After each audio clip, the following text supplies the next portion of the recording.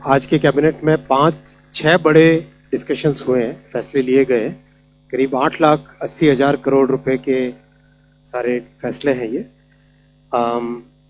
सबसे बड़ा फैसला जल जीवन मिशन 2.0, सेकेंड मदुरई एयरपोर्ट को इंटरनेशनल एयरपोर्ट डिक्लेयर करना, थर्ड पश्चिम बंगाल में संतरागाछी से खड़गपुर 4th रेलवे लाइन बनाना, चौथा प्रोजेक्ट आज जो अप्रूव हुआ वो सैंथिया से पाकुर, ये मध्य बंगाल है, पश्चिम बंगाल का, नॉर्थ बंगाल साउथ बंगाल बीच में जो मिडिल वाला पार्ट है, सैंथिया पाकुर 4th लाइन। फिर मध्य प्रदेश में बदनवार से तांडला तिमरवानी, इसके 4 लेनिंग का काम हाईवे में, और जेवर एयरपोर्ट की फरीदाबाद वाली साइड से कनेक्टिविटी। ये 6 आज बड़े फैसले लिए गए कैबिनेट में। मैं सबसे पहले जल जीवन मिशन पे आता हूं।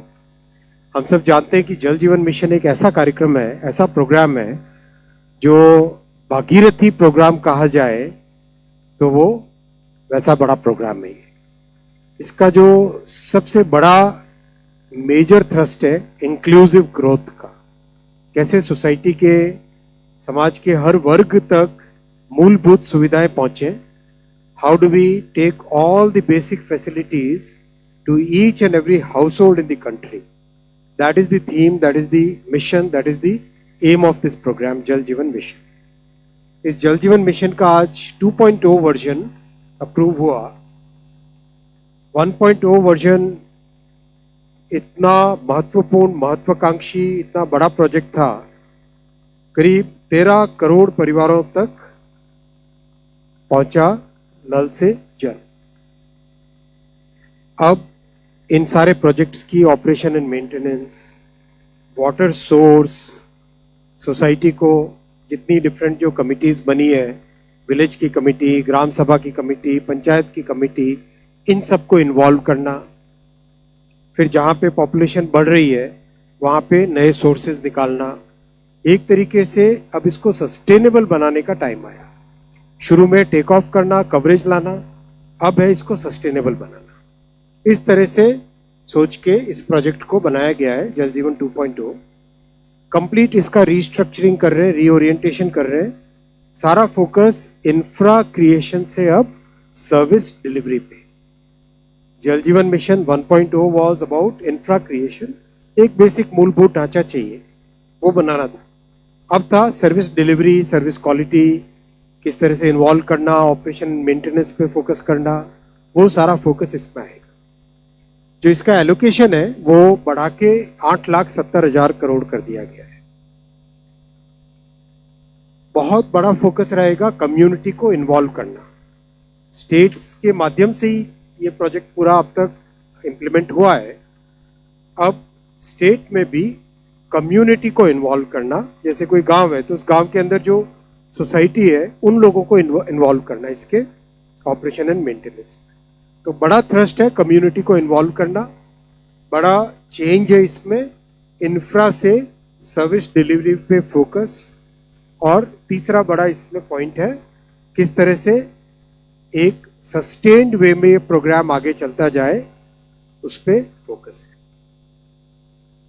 इसको करने के लिए कई डिजिटल और टेक्नोलॉजिकल मेथड्स भी डिप्लॉय किए जाएंगे।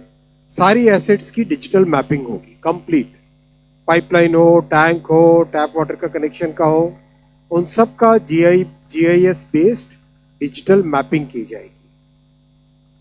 हर एक प्रोग्राम का एक सर्टिफिकेशन रहेगा। पाइपलाइन लगी है तो उसका एक सर्टिफिकेशन रहेगा, और उस सर्टिफिकेशन में जो विलेज कम्युनिटी से जुड़े हुए लोग हैं उनको इन्वॉल्व किया जाएगा। जैसे सेल्फ हेल्प ग्रुप्स है, जैसे लखपति दीदी है, जैसे पंचायत के जो इलेक्टेड रिप्रेजेंटेटिव्स हैं, उन सबको इसके साथ जोड़ा जाएगा। तो सारा सिटीजन सेंट्रिक सर्टिफिकेशन इसका रहेगा। वाटर की क्वालिटी और वाटर का लेवल, जहां पर भी ग्राउंड वाटर लिया जाता है वहां पे वाटर की क्वालिटी, वाटर का सस्टेन्ड वे में कितना अवेलेबिलिटी रहेगी, वो सब चीजों को मास्टर प्लान के तहत लाया जाएगा। मास्टर प्लान बहुत ही माइक्रो यानी हाइपर लोकल रहेगा। मास्टर प्लान रहेगा उस पर्टिकुलर विलेज का, उस पर्टिकुलर एरिया का जहां के लिए ये फैसिलिटी दी जाएगी और कम्युनिटी को इन्वॉल्व किया जाएगा जल उत्सव जल अर्पण के माध्यम से। प्रोजेक्ट कंप्लीट हो तो उसमें कम्युनिटी उसकी ओनरशिप ले, ये बहुत इंपॉर्टेंट है, तभी जाके ये लॉन्ग टर्म सस्टेन होगा प्रोग्राम। इंफ्रा बनाना पहले मिशन जल जीवन मिशन 1.0 का एम था, सर्विस डिलीवरी और सस्टेन्ड वे में इसको आगे बढ़ाना ये 2.0 का एम है। इसीलिए कम्युनिटी को इन्वॉल्व करना इसमें प्राइमरी रोल रहेगा। आज का दूसरा बड़ा फैसला है मदुरई एयरपोर्ट को इंटरनेशनल एयरपोर्ट डिक्लेयर करना। तमिलनाडु में जो 3 सबसे बड़े शहर हैं उसमें चेन्नई, कोयम्बतूर और मदुरई। मदुरई सांस्कृतिक केंद्र का बड़ा एक बहुत पुराना शहर है और सांस्कृतिक केंद्र है, बहुत बड़ा एजुकेशनल हब है, बहुत बड़ा हेल्थ केयर का हब है और बहुत बड़ा रिलीजियस और कल्चरल श्रद्धा का एक बड़ा स्थान है। लोकेशन अगर हम देखें मदुरई की तो आसपास बड़े शहरों के साथ इसका मदुरई एयरपोर्ट का कनेक्टिविटी लगातार है। ऑलरेडी एक कस्टम नोटिफाइड एयरपोर्ट है, लेकिन लोगों का एस्पिरेशन है कि ये एक इंटरनेशनल एयरपोर्ट बने। जैसे ही कोई इंटरनेशनल एयरपोर्ट बनता है ऑटोमेटिकली उसमें बहुत सारी फैसिलिटीज आती हैं और दुनिया भर से कनेक्टिविटी, जो भी एयरलाइंस होती है वो भी अपने वहाँ पे स्लॉट्स लेने के लिए बिड करने लगती है, तो ओवरऑल एरिया का ग्रोथ बहुत बढ़ जाता है। तो मदुरई के एस्पिरेशंस को ध्यान में रखते हुए आज माननीय प्रधानमंत्री श्री नरेंद्र मोदी जी ने कैबिनेट में मदुरई इंटरनेशनल एयरपोर्ट डिक्लेयर करने का निर्णय लिया। Keeping in view the aspirations of the people of Madurai, today honourable prime minister Shri Narendra Modi ji took the decision in the cabinet, in the union cabinet, to approve Madurai Airport as Madurai International Airport. So this will become a full-fledged international airport with this declaration and the subsequent, with this approval and the subsequent notification. This will